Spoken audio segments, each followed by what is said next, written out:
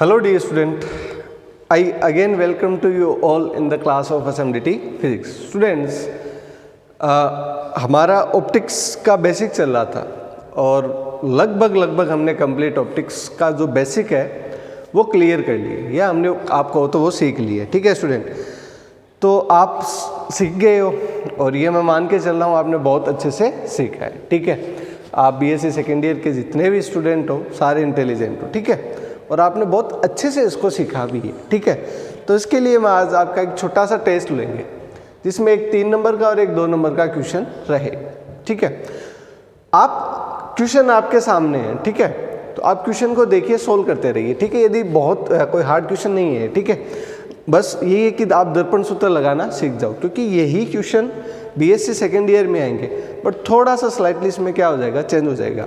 तो आपका उनसे टच हो, मतलब एक आप बेस बना पाओ उसके लिए। तो मैंने 2 क्वेश्चन आपके सामने बोर्ड पे लिखे, आप उनको लगाइए और ठीक है, साथ साथ में अपन लेंस को भी पढ़ लेते हैं, क्योंकि सारा कुछ तो हो गया, बस एक लेंस रहा था छोटा सा ना। तो लेंस की परिभाषा में तो नहीं जाएंगे, बट आप इसको समझना चाहो तो ऐसे समझ सकते हो कि मान लीजिए कि एक गोलीय दर्पण है, ये एक है। अब इसके अंदर और बाहर पॉलिश कर देने से कंडीशन बन जाएगी उत्तल और अवतल दर्पण की। समझ रहे हो? ठीक है, अब यदि एक दूसरा गोलीय दर्पण और ले ले, इसके जैसा ही, और दोनों को क्या कर दे, जोड़ दे, तो जो शेप बनती है, जो डायग्राम बनता है, उसको अपन क्या बोलते हैं, लेंस। परिभाषा क्या होगी, 2 गोलीय दर्पणों के संयोजन से बनी आकृति जिसके बीच में कांच या कोई किसी अन्य वस्तु का क्या हो, अपवर्तनांक हो, क्या कहलाएगी, लेंस कहलाएगी। ठीक है, फर्दर अपन लेंस को डिवाइड करते हैं 2 पार्ट्स में। एक तो होता है कॉन्वेक्स, एक होता है कॉन्वेक्स, जिसको अपन हिंदी में उत्तल लेंस बोलते हैं। क्या बोलते हैं, उत्तल लेंस। एक होता है कॉनकेव, जिसको अपन अवतल लेंस बोलते हैं। ये लीजिए, तो ये तो हो गया उत्तल और ये हो गया हमारा सुंदर सा कॉनकेव लेंस। ठीक है स्टूडेंट, अब इनके सिमिलरली वही नियम है परावर्तन के या अपवर्तन के जो हमारे दर्पण के लिए थे। ठीक है, 2 से 3 नियम है, वही सिंपल से एक साथ ही मैं डिस्कस कर देता हूँ। जैसे यदि कोई किरण फोकस मुख्य अक्ष के समांतर आ रही है तो अपवर्तन के बाद फोकस बिंदु से गुजरेगी, या जो फोकस बिंदु से गुजर रही है ऐसे, तो अपवर्तन के बाद मुख्य अक्ष के क्या हो जाएगी, समांतर। ठीक है, और एक यदि जो नया है, जो दर्पण में नहीं था, दर्पण में वो ध्रुव के लिए होगा। ठीक है, देखिए यदि कोई किरण प्रकाशिक केंद्र से गुजरी, ये जो सेंटर का पॉइंट होता है इसको अपन बोलते हैं प्रकाश केंद्र या प्रकाशिक केंद्र।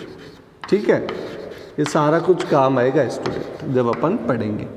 प्रकाश केंद्र से गुजरे तो अपवर्तित होती नहीं, सीधे गुजरती है। दैट मीन्स यहाँ पर कोई अपवर्तन शो नहीं होगा। ठीक है, तो ये 3 नियम है, ये इस पे ही लगेंगे। ठीक है, अच्छा, उत्तल लेंस की खास बात क्या करता है, खास बात क्या होती है स्टूडेंट, कि ये आपतित किरणों को अभिसारित करता है, आपतित किरणों को अभिसारित करता है, और ये आपतित किरणों को क्या करता है, अपसारित। अभिसारित का मतलब होता है स्टूडेंट एक पॉइंट पे फोकस करेगा। ठीक है, जैसे मान लीजिए मैं आपको समझाऊं कि आप कई बार ये बस के साइड में ग्लास लगे हुए होते हैं ना, तो जो आप बैक ग्लास देते हो तो आपको उसमें बड़ी वस्तुएं छोटी दिखाई देती है। तो मतलब बड़ी वस्तुओं के जो वेव्स आ रही है, जो या लाइट रेज आ रही है, उनको एक जगह क्या करता है, पॉइंट करता है। तो 2 प्रकार के लेंस होते हैं, एक तो उत्तल और एक अवतल। अवतल क्या करेगा, अपसारित कैसे करता है, ये देखिए। जैसे मान लीजिए कि एक ऐसे आ रही है, तो इसको गुजरना किससे चाहिए, फोकस बिंदु से, जबकि यह फैला देता है, वापस भेज देता है कि जाओ। ठीक है, पहली बात। दूसरी बात कि मान लीजिए कि कोई इसके फोकस से गुजर रही है। फॉर एग्जांपल यहाँ पे ले लेता हूँ मैं कि इसका क्या है, एक फोकस है, नहीं, जैसे मान लीजिए कि ये प्रकाशिक केंद्र से गुजरे तो वापस क्या कर देगा, फैला देगा।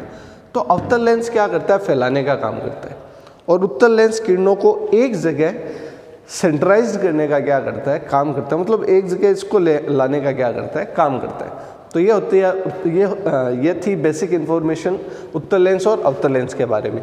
एक छोटी सी इन्फॉर्मेशन जस्ट फॉर मिनट के लिए ले लेते हैं प्रिज्म के बारे में, ठीक है। ये होता है प्रिज्म, अर्थात दो कांच की सतह को ऐसे जोड़ दीजिए, ठीक है। तो जो शेप बनता है वो क्या कहलाता है, प्रिज्म कहलाता है, ठीक है। अब ये तो दो कौन सी होती है, इनकी अपवर्तक सतह, ठीक है। और यहाँ पे जो एंगल बनता है वो कहलाता है प्रिज्म कोण। क्या कहलाता है स्टूडेंट, प्रिज्म कोण। प्यारे बच्चों, ये हो गया इसका आधार। क्या हो गया स्टूडेंट, आधार। मैं सारा कुछ थोड़ा थोड़ा इसलिए बता रहा हूँ कि जब कभी अपन आगे यूज़ करेंगे इन वर्ड्स को तो आप कनेक्ट कर पाओगे, आपके पास थोड़ा बहुत बेसिक नॉलेज होगा कि जिससे अपन उस टॉपिक को आगे कंटिन्यू रख सकें विदाउट एनी डाउट्स, ठीक है।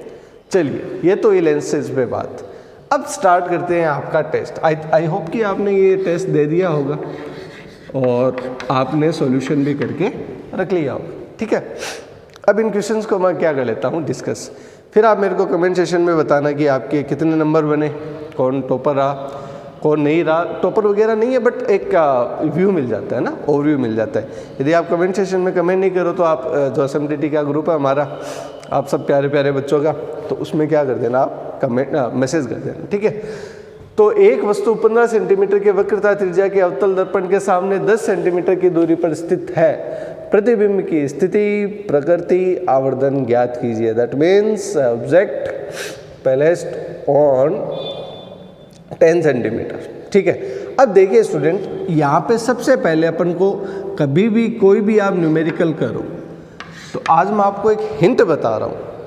कोई भी न्यूमेरिकल अटेम्प्ट करने का, वो चाहे ऑप्टिक्स का हो, चाहे न्यूक्लियर का हो, चाहे वो क्वांटम का हो, चाहे वो थर्मो का हो, चाहे वो स्टैटिकल का हो, किसी का भी हो, न्यूमेरिकल जब भी आप सोल्व करो स्टूडेंट्स, उसमें आप सबसे पहले ये चीज़ देखिए कि डाटा कहाँ से चुरा सकते हैं। देखना, चुराना मतलब दिमाग लगा के सोचना। सबसे पहले वह बोल रहा है 15 सेंटीमीटर की वक्रता त्रिज्या। दैट मीन्स वो आपको आर की वैल्यू दे रहा है कितनी, 15 सेंटीमीटर। चलो आगे एक डाटा और चुरा सकते हो स्टूडेंट। अब आप कहोगे कि सर इसमें कौन सा डाटा है, अवतल दर्पण।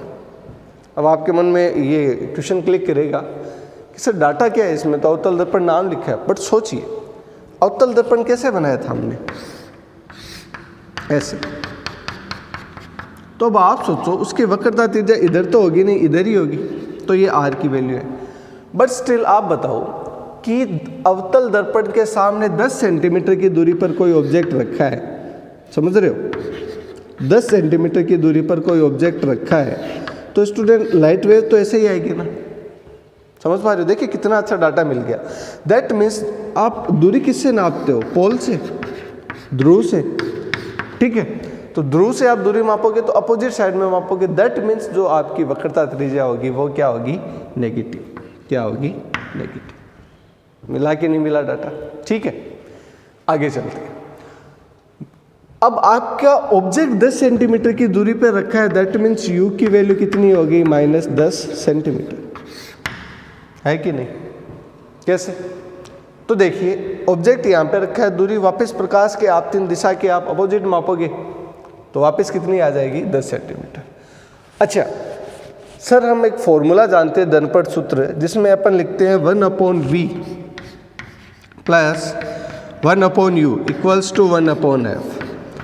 अब स्टूडेंट्स f की वैल्यू कैसे निकालें, तो एक बेसिक्स वीडियो में एक मैंने आपको बताया था f और r का रिलेशन। f होता है r/2, f होता है r/2, दैट मीन्स -15/2। ये सारे डाटा मिल गए, अप्लाई करना, आंसर निकालना। आपके पास v की वैल्यू आएगी -30। अब जिसके -30 v की वैल्यू आई है उनका क्वेश्चन क्या है, सही है, ठीक है। अच्छा, ये तो ये प्रतिबिंब की स्थिति, ठीक है।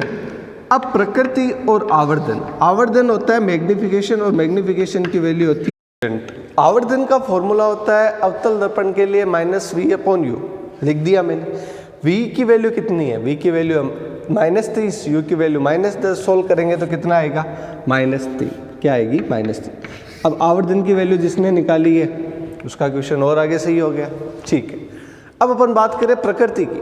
प्रकृति का मतलब समझिए, नेचर क्या होती है। नेचर का मतलब कि आपको आवर्धन कितना मिला -3, ठीक है। बिंब की ऊंचाई, बिंब और प्रतिबिंब की दूरियां मिल गई, ठीक है। अब इससे आप ये पता लगा सकते हो कि माइनस का मतलब किस दिशा में, वापिस दर्पण के सामने। इसका मतलब आपका जो प्रतिबिंब होगा वो दर्पण के सामने -30 मीटर की दूरी पर होगा, जिसका आवर्धन कितना होगा -3। आवर्धन प्रतिबिंब की ऊंचाई बट्टे बिंब की ऊंचाई भी होती है स्टूडेंट। दैट मीन्स माइनस का मतलब है, इसका मतलब S2/S1 का मान कितना आया, नेगेटिव। इसका मतलब जो प्रतिबिंब बना वो वास्तविक बना या आभासी बना, क्या बनेगा, वास्तविक, ठीक है। तो ये आप नेचर के बारे में बता सकते हो। तो इतना जिसने निकाला उसको कितने नंबर मिल जाएंगे, 3, ठीक है। आगे दूसरा क्वेश्चन करते हैं कि एक उत्तल दर्पण की फोकस दूरी f है, एक वास्तविक बिंब ध्रुव के सामने f दूरी पर रखा है, तो प्रतिबिंब की स्थिति ज्ञात कीजिए। अब देखिए स्टूडेंट, ये बोलता क्या है, ये बोलता है कि एक उत्तल दर्पण पे अपन अंदर की तरफ क्या करते हैं, पॉलिश करते हैं, ठीक है। एक उत्तल दर्पण की फोकस दूरी f है, ठीक है। एक वास्तविक बिंब ध्रुव के सामने f दूरी पर रखा है। ध्रुव कहाँ पे होता है स्टूडेंट, ये ध्रुव के सामने, ये रहा, कितनी दूरी पर रखा है स्टूडेंट, f दूरी पर। तो ये रहा, ध्रुव के सामने f दूरी पर रख दिया।